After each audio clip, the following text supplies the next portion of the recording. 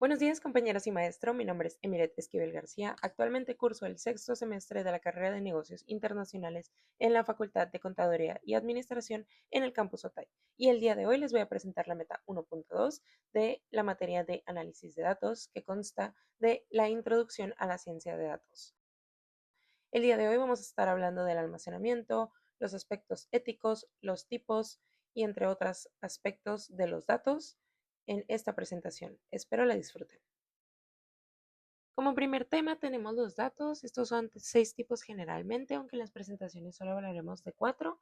Comenzamos con los datos estructurados. Estos son datos que dependen de un modelo de datos y reciben en un campo fijo dentro de un registro. Este puede ser una tabla, base de datos dentro de un archivo como Excel o en forma de predeterminada de administrar y consultar datos que residen dentro de otras bases de datos.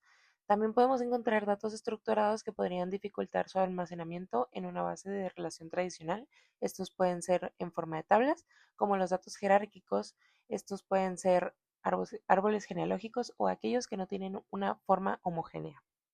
Después tenemos los datos no estructurados, ya que estos no son fáciles de encajar en un modelo de datos, pues el contenido no es específico o este varía ampliamente. Un ejemplo de esto puede ser el correo electrónico. El correo electrónico tiene elementos estructurados como el remitente, el título y el cuerpo de texto, más es un desafío encontrar el número de personas que han escrito un mensaje específico, por ejemplo, una queja, un empleado específico.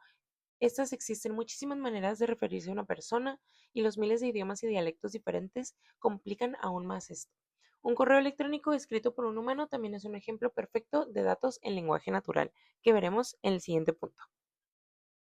Como les mencionaba hace un segundo, el lenguaje natural es un tipo de dato especial, no estructurado, pues este es difícil de procesar y requiere el conocimiento de técnicas específicas de ciencia de datos y lingüística. La comunidad de procesadores de lenguaje natural ha tenido éxito en el reconocimiento de entidades, la finalización de textos y el análisis de sentimientos específicamente.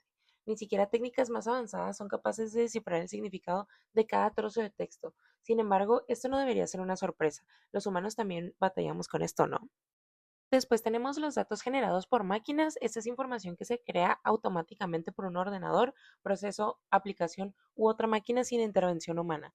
Los datos se están convirtiendo en un importante recurso, pues la International Data Corporation ha estimado que 50 veces más máquinas han estado conectadas que personas en este 2024. Esta red comúnmente es conocida como el Internet de las Cosas o Internet of Things. El análisis de los datos de las máquinas se basa en herramientas altamente escalables debido a su gran volumen y velocidad. Esto lo conocemos como la inteligencia o el machine learning. Ahora bien, ¿qué es un flujo de trabajo de datos? Un flujo de trabajo de datos consiste en una serie de tareas estructuradas para la gestión y el análisis de datos, cruciales para entender y extraer información valiosa en la ciencia de datos. Los diagramas de flujo son una excelente herramienta visual que traza estos procesos, ayudando a identificar cuellos de botella y optimizando la asignación de recursos. Estos son esenciales para planificar, ejecutar y comunicar flujo de trabajos de datos complejos en alto volumen de compañeros de trabajo. Las etapas del procesamiento de datos las conocemos como 6 etapas. La primera es la recopilación de datos, el primer paso de su procesamiento. Estos se extraen de las fuentes disponibles como lagos y almacenes de datos y es importante que las fuentes de datos sean fiables y estén bien estructuradas para que los datos recopilados sean de la máxima calidad posible.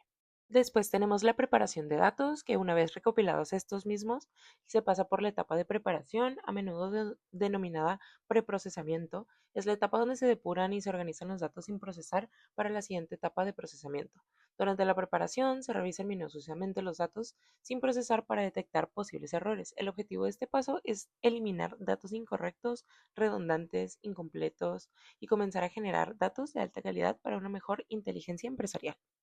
Posterior a esto tenemos la entrada de datos. Estos datos limpios se introducen a su destino, quizás un CRM, un Salesforce o un almacén de datos como Redshift, y se traducen a un lenguaje comprensible. La entrada de datos es la primera etapa en la que los datos sin procesar empiezan a tomar forma de información utilizable.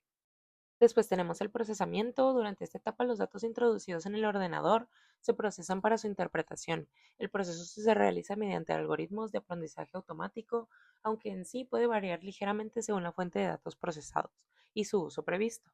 Como quinto paso tenemos la salida o la interpretación de datos. Esta es la etapa en la que los datos finalmente son utilizables por quienes no son científicos de datos. Es decir, se traducen a legibles y a menudo presentan forma de gráficos, videos, imágenes, texto plano. Los miembros de la empresa o la institución pueden autodigestionar los datos de sus propios proyectos que se han realizado durante cualquier cuartil. Como sexto y último paso tenemos el almacenamiento de los datos, la etapa final de este procesamiento. Una vez procesados, todos los datos se almacenan para su futuro uso. Si bien parte de la información puede utilizarse inmediatamente, la gran mayoría tendrá una finalidad posterior. Además, el correcto almacenamiento de los datos es fundamental para cumplir con la legislación de proceso de datos como el RGPD, los cuales se almacenan correctamente, los miembros de la organización pueden acceder a ellos y de sencilla forma cuando lo necesiten. Los métodos de recolección de datos son procesos sistemáticos para obtener información, divididos normalmente en primarios, directos y secundarios existentes. Estas técnicas clave incluyen encuestas, entrevistas, observación directa, grupos focales, experimentos, revisión de grupos, entre otros. El día de hoy les voy a hablar sobre tres que me parecieron los más importantes. El primero siendo entrevistas y cuestionarios, que son una serie de preguntas estructuradas dirigido a un grupo amplio para obtener datos rápidos y eficientes, normalmente cualitativos o muy precisos, para obtener los datos que la empresa busca. Como segundo, tenemos grupos focales, que son reuniones de 6 a 12 personas guiadas por un moderador o mediador para discutir de un tema y obtener percepciones o ideas. Estos son más cualitativos, pues se obtienen las percepciones personales de cada una de las personas que participan. Y como tercer método tenemos los experimentos o pruebas, que son la manipulación controlada de variables para medir efectos, fundamental para una investigación científica, pues esto es un ambiente que nos puede favorecer y podemos obtener los resultados que buscamos directamente de nuestro entorno. Los formatos de datos son estructuras estandarizadas para codificar la información, esenciales para su almacenamiento, intercambio y el procesamiento de los datos. Los más comunes incluyen formatos tabulares como CSV, Excel, estructuradas como JSON, XML, de texto plano como TXT, RTF y de multimedia como JPEG y MP4.